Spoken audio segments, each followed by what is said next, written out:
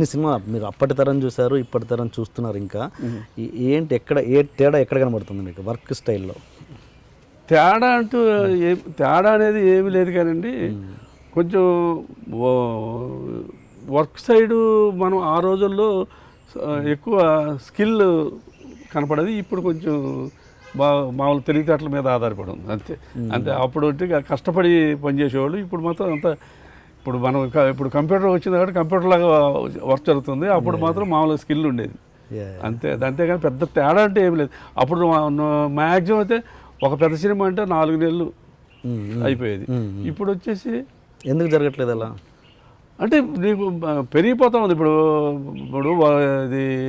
ఇది వచ్చేసిన తర్వాత మామూలుగా మనం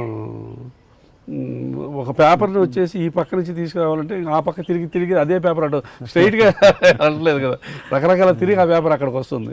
అట్లా దానివల్ల డిలే అంతే ఏముండదు. కానీ ఒకటి క్వాలిటీ సైడు రకరకాలుగా ఆలోచిస్తున్నారు అండి. ఆ రోజు నేను ఒక చిన్న ఉదాహరణ చెప్తాను. భక్త కన్నప్ప నేను సినిమా పనిచేయలేదు, కానీ నేను అప్రెంటిస్గా మా గురువుగారు రామారావు గారు తోటి నేను కూడా వెళ్ళేవాడిని. ఓకే. ఆయన సినిమా మేనేజర్గా చేస్తున్నారు భక్త కన్నప్ప. రవికాంత్ నాగాయచ్ గారు ట్రిక్ ఫోటోగ్రఫీ నుంచి పెద్ద పేరున్న ఆయన వాసు స్టూడియోలో ఒక సముద్రాన్ని క్రియేట్ చేసి దాంట్లో నుంచి శివలింగం రావటం ఇలాంటివన్నీ చేస్తున్నాడండి. అద్భుతం అన్నమాట. ఈ రోజుల్లో గ్రాఫిక్స్ అని ఏదో మనం అంటే అప్పటికి ఇప్పుడు తేడా చెప్తున్నాను. వాళ్ళు అంత నిబంధనగా ఒక కూర్చొని అంత అది కూడా చూశారు లేదు మీరు? సాలిగూడు గురించి ఆ సాంగ్ గురించి చాలా బాగా తీశాడు ఆయన. విఠలాచార్య గారు సరే అది వేరే, నేను ఆయన వర్క్ చేయలేదు కానీ నేను కళ్ళతో చూసింది చెప్తాను. ఆయన అది కాకుండా ఒక కంట్లో నీళ్లు బ్లడ్ కారేది అంతా ఆ రోజుల్లో ఆయన శివలింగం దగ్గర షూటింగ్ చేశాడు. అంతా రవికాంత్ నాగార్జున గారు చాలా అద్భుతంగా తీశారు. Okay okay. అట్లా అంతేగాని ఇప్పటికప్పుడు తేడా అంటూ ఏం లేదు. అది వర్క్ స్టైల్ మారింది తప్పితే తేడా అంటూ ఏమి కనపడలేదండి నాకు. Okay okay. మీరు చెయ్యని హీరో ఎవరైనా ఉన్నారండి? వర్క్ చేయని హీరోగానే అంటే ఒక ఎన్టీ రామారావు గారితో చేయలేకపోయానండి. ఒక బాధ మాత్రం మిగిలిపోయిందండి నాకు. అన్ని నాగేశ్వరరావు గారితో చేశాను, ఇంకా మిగతా హీరోలు అందరి హీరోలతో వర్క్ చేస్తూనే వచ్చాను. కానీ ఇప్పుడు అట్ ప్రజెంట్ ఉన్న హీరోల్లో ఒక పవన్ కళ్యాణ్ గారి సినిమా చేయలేదు. ఇంకా మిగతా వాళ్ళు అందరు హీరోలతో ఇప్పుడు వరకు ఆల్మోస్ట్ అందరు హీరోలతో చేస్తాను ఉన్నాను. Okay okay. ఇప్పుడు మీరు అప్పటి తరం చూశారు, అప్పటి రెస్పెక్ట్ చూశారు. మీరు అప్పుడు మీకు ప్రొడక్షన్ ఎగ్జిక్యూటివ్ అంటే ఎంత రెస్పెక్ట్ ఉండేది, మేనేజర్ అంటే ఎంత రెస్పెక్ట్ ఉండేది చూశారు. ఇప్పటి జనరేషన్ చూస్తున్నారు. బట్ మీ సీనియారిటీ ఏంటో ఇప్పటి జనరేషన్కి బహుశా తెలియకపోవచ్చు కొంతమంది హీరోలకి. ఎక్కడైనా మీకు ఏదైనా చేదు అనుభవం ఎదురైందా? ఎక్కడైనా చేదు అనుభవం నాకంటే ఏం లేదు సార్. నేను మాత్రం చాలా నిబద్ధతగా పనిచేస్తానండి. నాకు మాత్రం ఒక సిన్సియారిటీగా టైమింగు ఇది నేను మాట పడకుండా ఎవరిని నన్ను ఇంత మాట అనిపించుకోకుండా నేను వర్క్ చేస్తానండి. ఓకే. అందుకని నాకు మాత్రం ఎక్కడ ఈవెన్ ఇప్పుడు రాజమౌళి గారితో ఆయన చాలా యంగ్ బాయ్, ఆయనకి నాకు 25 సంవత్సరాల తేడా ఉంటుంది. ఆయన చెప్పిన టయానికి ఆయన చెప్పిన చేసానికి అన్ని నిబద్ధతో నేను అక్కడ ఉంటానండి. ఓకే. అందుకని వాళ్ళు ఎప్పుడు నన్ను ఎవరు అఘోరంగా చూసిందంటూ ఎక్కడ నాకేం లేదండి. అప్పుడు అలాగా చేసాం, ఇప్పుడు అలాగే చేస్తున్నాం.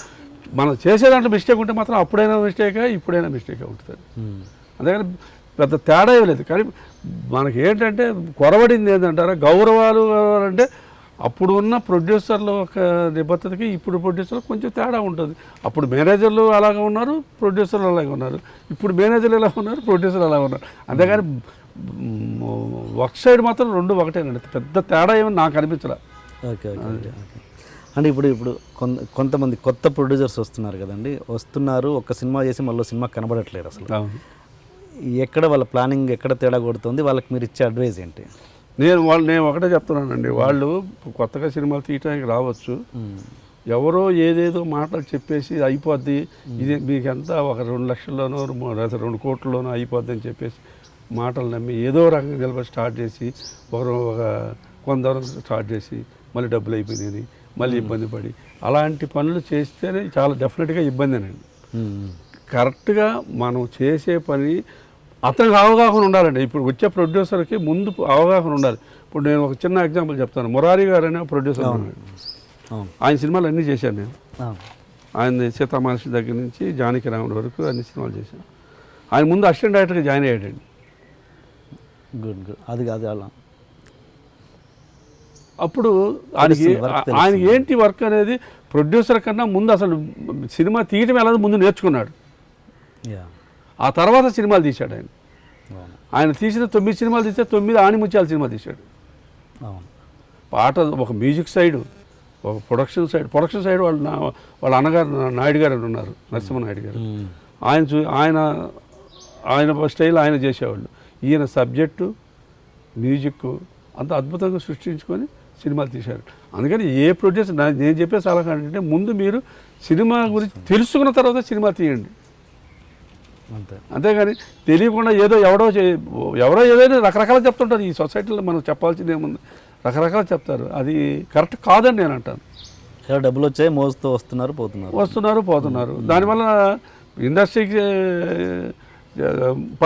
ఆ ఇండస్ట్రీ అక్కడికి వెళ్తే మోసగాళ్ళు ఎక్కువ అని ఒక చెడ్డ పేరు తెచ్చుకోవడం తప్పితే దానివల్ల ఉపయోగం ఏమి లేదండి. అవును అవును ఇప్పుడు హాలీవుడ్లో ఉన్నట్టు లైన్ ప్రొడ్యూసర్స్ అలా ఒక సినిమాకి ఏదైనా వర్క్ చేస్తే అది వాళ్ళకి తెలుస్తుంది సినిమా గురించి ఏంటి అనేది. ముందు మనం ఈ రకంగా చేస్తే ఈ రకంగా అవుతుంది, ఈ రకంగా వస్తుంది, దీనికి ఖర్చు ఎంత పెట్టవచ్చు, దీనికి ఖర్చు ఎంత పెట్టకూడదు, ప్రొడ్యూసర్గా తెలుసుకోవాల్సింది. అవును